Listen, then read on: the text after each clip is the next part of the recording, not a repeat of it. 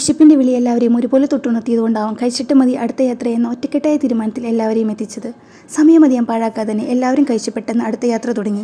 അങ്ങനെ നമ്മൾ രണ്ടാമത്തെ സ്ഥലത്തെത്തി. കേരളത്തിന്റെ പ്രധാന ആന പരിശീലന കേന്ദ്രം. ഇനിയും മനസ്സിലാവാത്തവരോട്, ഇത് കോടനാട് പെരിയാറിന്റെ തീരത്തുള്ള ഈ പ്രദേശം ആന പരിശീലന കേന്ദ്രം മാത്രമല്ല, ഇവിടെ നമുക്ക് ചെറിയൊരു മിനി സൂം കൂടി കാണാം.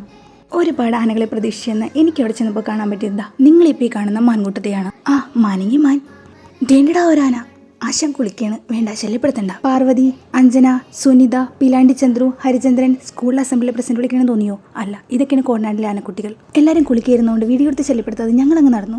ആനകൾക്കാരുടെ ഒരു പ്രൈവസിക്ക് വേണ്ടി. ശാരീരികമായി നല്ലതുപോലെ തളർന്നിരുന്ന ഞാൻ മാനസികമായി ഒട്ടും തന്നെ തളർന്നിട്ടില്ലെന്ന് മറ്റുള്ളവരെ കാണിക്കാൻ എത്താത്ത കൊമ്പിൽ വലിഞ്ഞു കയറാൻ ശ്രമിക്കുന്നുണ്ടായിരുന്നു. നടക്കുന്നില്ലെന്ന് കണ്ടപ്പോൾ അത് ഉപേക്ഷിച്ച് വേറെ പണിക്ക് പോയായിരുന്നു.